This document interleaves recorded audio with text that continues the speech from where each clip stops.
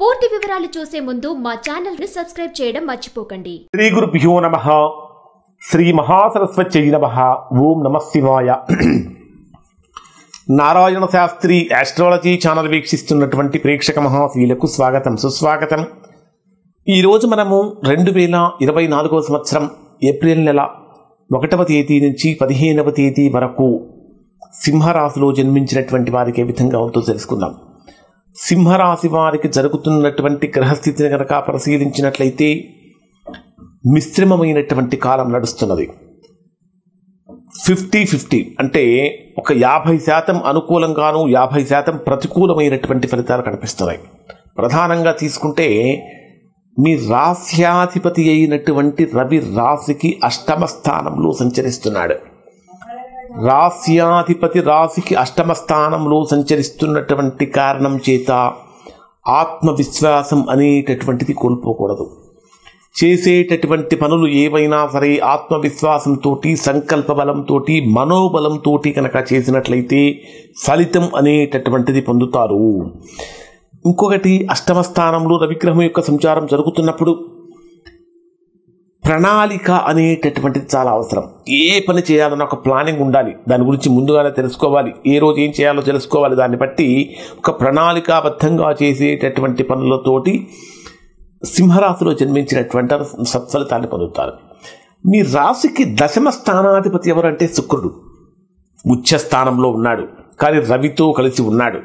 కాబట్టి చేసేటటువంటి ఉద్యోగంలో, వ్యాపారంలో పొరపాట్లు జరగకుండా చూసుకోవాలి.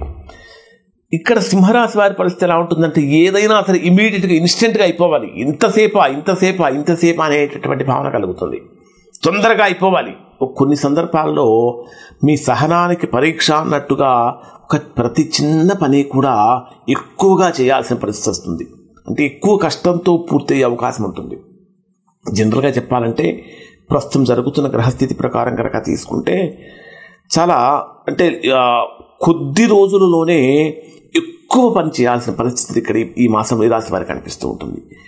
అలానే 7వ స్థానంలో కుజశని గ్రహాల యొక్క కలయిక కూడా జరిగింది.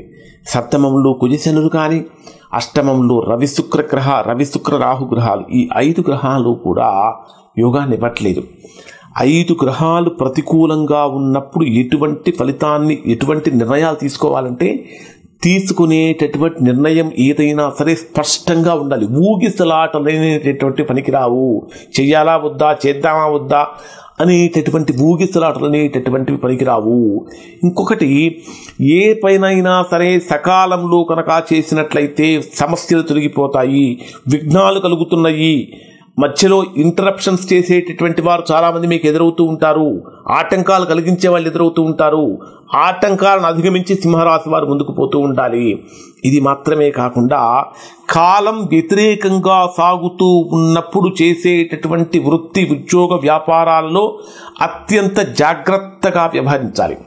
ఇన్ని వ్యతిరేకతలు ఉన్నప్పటికీ సింహరాశి వారిని కాపాడుతున్నది ఏమిటి అంటే మీ రాశికి 9వ స్థానంలో సంచరించేటటువంటి గురుడు మిమ్మల్ని సదా కాపాడుతూ ఉన్నాడు. గురుబలం సింహరాశి వారిని నిత్యం రక్షిస్తూ ఉన్నది.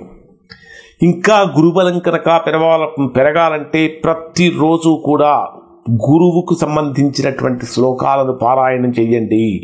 గురుగ్రహానికి సంబంధించినటువంటి, లేదా సాయిబాబా, దత్తాత్రేయ స్వామి వారి యొక్క ఆరాధనతోటి సమస్యలన్నీ కూడా తొలగి సత్ఫలితాన్ని పొందుతారు. మరొకటి ఏమిటంటే ఈ 9వ స్థానంలో గురుడి యొక్క సంచారం జరుగుతున్నటువంటి కారణం చేత ఎంత కఠినమైనటువంటి పనైనా సరే పూర్తి చేయగలుగుతారు. మీ ప్రతిభను మొత్తాన్ని కూడా లోకానికి తెలియజేసేటటువంటి విధంగా ఉంటుంది. దాంతోపాటు పట్టుదలతో సాగటం వలన అఖండమైనటువంటి విజయాన్ని పొందేటటువంటి విధంగా ఉంటుంది. నిరుద్యోగులుగా ఉన్నటువంటి వారు చేసేటటువంటి శ్రమ ఫలిస్తుంది. కారణం ఏమిటంటే 10వ స్థానాధిపతి ఎవరంటే శుక్రుడు.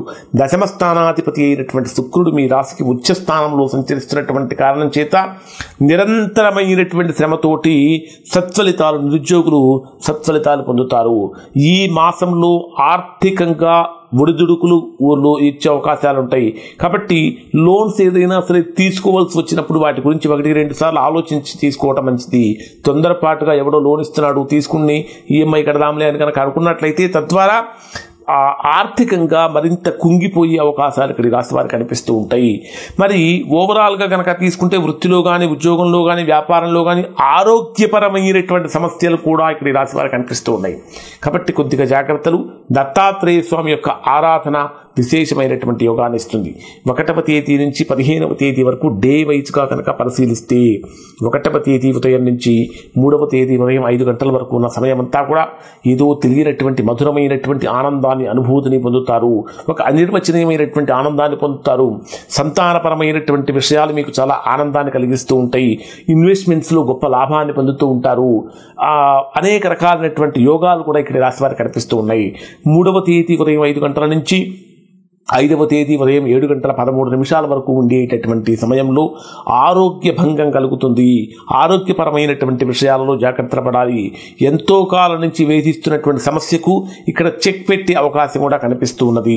అలానే 5వ తేదీ ఉదయం 7 గంటల 13 నిమిషాల నుంచి 7వ తేదీ ఉదయం 7 గంటల 40 నిమిషాల వరకు ఉండేటటువంటి సమయంలో కుటుంబపరమైనటువంటి విషయాలలో జాగ్రత్తలు పాటించాలి. మాట రాకుండా చూసుకోవాలి. తొందరపాటుతో చేసేటటువంటి పనుల వలన ప్రతికూలతలు కలుగుతాయి. అలానే భాగస్వామ్య వ్యాపారాలు చేసేటటువంటి వారి మధ్య విభేదాలు రాకుండా చూసుకోవాలి.